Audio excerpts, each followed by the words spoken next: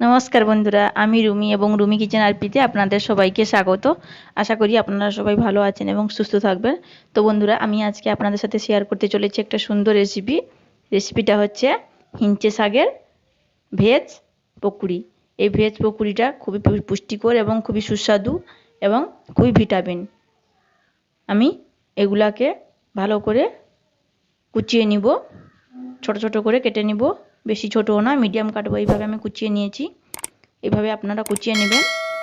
এইভাবে যদি পকুড়ি করা হয় তাহলে খেতে খুবই ভালো লাগবে। আপনারা এইভাবে বাড়িতে রান্না করবেন। তো আমি 100 গ্রাম মতন বেসন নিয়েছি, অল্প করে বেসন নিয়েছি এবং হিঞ্চেগুলোকে আমি কুচকুচ করে কেটে নিয়েছি ছোট ছোট করে। তো আমি বেসনটাকে হিঞ্চের উপরে দিয়ে দিব এবং দিয়ে দিব স্বাদ মতো লবণ আর হলুদ দিয়ে দিলাম এবং আর দিলাম লঙ্কা গুঁড়া, আর দিব জিরা গুঁড়া এবং ধনেকে ভেজে ওটা মশলা করেছিলাম এবং একটু বেকিং সোডা। তো এগুলাকে ভালোভাবে আমি মিশিয়ে নিব। মিশিয়ে নিয়ে একটু মানে মোটা করব, একটু পাতলা করব না। ভালো করে এটাকে চামচের সাহায্যে একটু জল দিয়ে আমি মাখিয়ে নিব।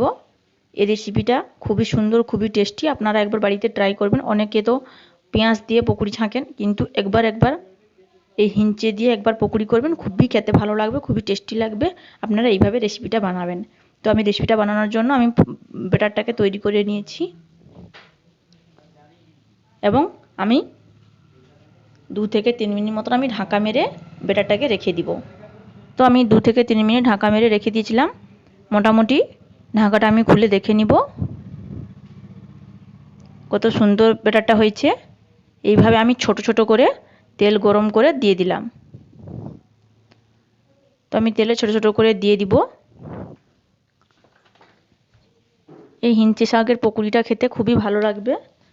আপনারা একবার বাড়িতে ট্রাই করবেন আর রেসিপিটা আপনাদের খুবই টেস্টি লাগবে। এইভাবে আপনারা বাড়িতে বানাবেন। আমি ছোট ছোট করে তেলের মধ্যে, গরম তেলের মধ্যে দিয়ে দিলাম। সকালে এবং নতুবা সন্ধ্যার সময় আপনারা মুড়ি খাওয়ার সময় এই রেসিপিটা বানিয়ে খেতে পারেন। খুবই লোভনীয় এই রেসিপিটা। এইভাবে আমি ছোট ছোট করে ভেজে নিব নেড়ে চেড়ে।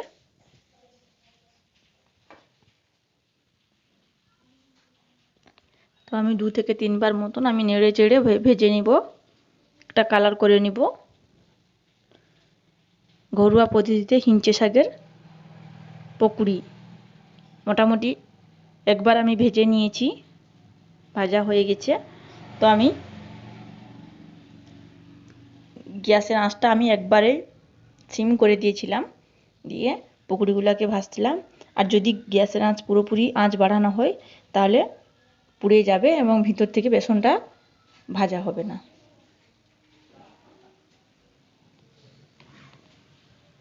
তো ভালো করে আমি হিঞ্চেটাকে ভেজে নিলাম।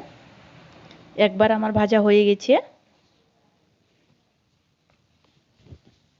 মোটামুটি একবার আমি ভেজে নিয়েছি এবং আমি একটা ছাঁকুনির সাহায্যে ছেঁকে নিব, তেলটাকে ঝরিয়ে নিব। দিয়ে আমি তুলে আনলাম। কত সুন্দর কালারটা এসছে দেখুন। আমি তুলে নিলাম এইবারে। এরপরে আরও একবার ভেজে নিব ছোট ছোট করে ছেড়ে দিয়ে। আরও একবার দিয়ে আমি নেড়ে চেড়ে ভেজে নিব ভালো করে।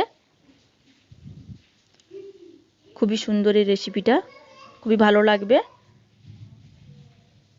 তো আমি সকালবেলা রেসিপিটা আমাকে খুব ভালো লাগে মুড়ির সাথে খেতে। আপনারা এইভাবে বাড়িতে বানাবেন। আমি আরও একবার ভেজে নিয়েছি এবং তুলে নিলাম। ছেঁকে নিয়ে একটা পাত্রে নিয়ে নিব। মোটামুটি রেসিপিটা আমার শেষের দিকে খুবই সুন্দর লাগছে এবং হিঞ্চেগুলা মোটামুটি ভাজা হয়ে গেছে, মুচমুচে হয়েছে।